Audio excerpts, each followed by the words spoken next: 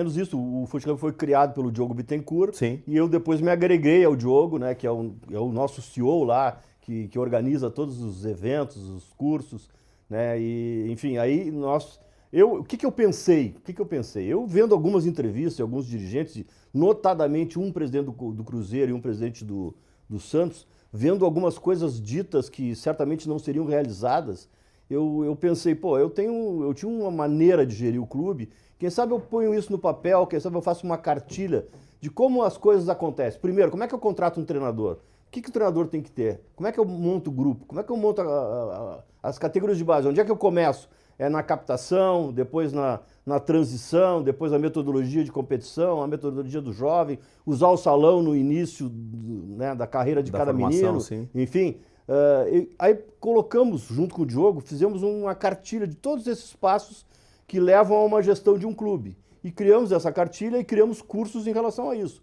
Claro que quando eu saí do Internacional, em 2010, o Internacional era um dos clubes mais bem organizados e que mais atentava para essas questões de potencializar rendimento de atleta no departamento de futebol. Sim. Só que o que se fazia naquela época, que era moderno, hoje não é mais moderno. Sim. Hoje tem muita coisa que aconteceu no meio do caminho, né? Sim. E eu costumo comparar, Chico, o nosso trabalho lá atrás, aquele trabalho denodado de voluntários, com o celular. Quando o celular surgiu, ele servia só para falar no telefone. Era só um número e tu te comunicava. Hoje o celular é a tua vida. Então o futebol é a mesma coisa. O futebol continua sendo 11 contra 11, mas agora, para te chegar na potencializar o rendimento do jogador, tem muita coisa. Muitas coisas científicas que tu utiliza. Que antigamente não tinha. Que tu não tinha. Tu tem alimentação, tu tem nutrição, tu tem fisioterapia, prevenção, né? Tu tem as métricas de avaliar o desempenho, o próprio jogador comparado com ele mesmo, para fazer ele crescer, enfim. Tudo isso a gente foi desenvolvendo no Fute Hub. Sim. E temos cursos que abordam todos esses temas que são extremamente importantes. E tem muita procura, presida? Tem bastante. Nós já estamos na 10ª turma de executivo, na 10ª turma. O que todo mundo dizia, isso aí tem vida curta, mas cada vez mais a gente tem. Quanto tempo tem de Fute Hub? O Fute Hub, a gente começou em 2018, porém começamos a fazer os cursos efetivamente a partir de 2021. Já está um tempo. Esse curso de executivo de futebol nós montamos, eu pessoalmente montei com a ajuda do Diogo, na CBF, com o Cícero Souza, que era da BESC. Montamos na CBF, depois eu fiquei 2 anos lá e depois acabei saindo e fazendo só os cursos do Fute Hub.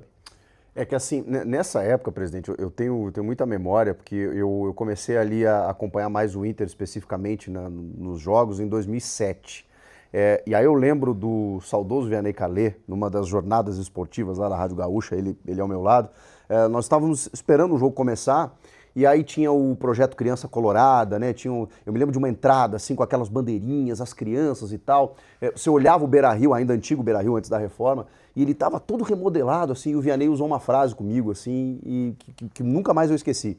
Ele falou assim: "Caramba, olha isso, Chico, olha pro gramado, olha esse palco preparado para o jogo". E aí ele me disse a seguinte frase: "O Inter, ele adotou a postura de um clube grande e você percebe isso nos pequenos detalhes".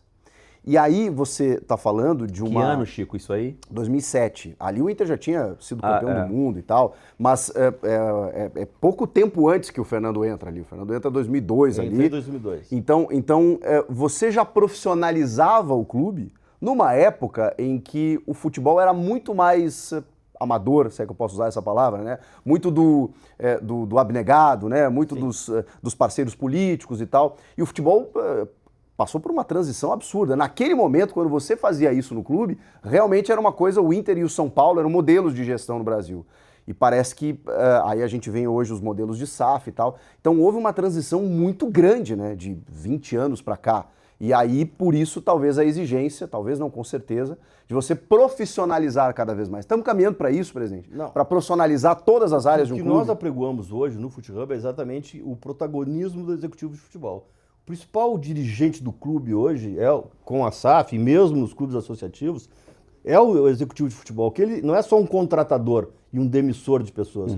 É a pessoa que vai cuidar de toda essa gama de profissionais que vão atuar junto ao grupo de jogadores, desde a sua montagem até a excelência dos desempenhos, para que ele tenha bom desempenho de primeira linha. Então, lá tu começa na nutrição, tu começa na fisioterapia, no médico. É muito complexo. A saúde é fundamental, o supervisor dessa área, enfim, performance, medir performance, coisas que não tinham naquela época, né?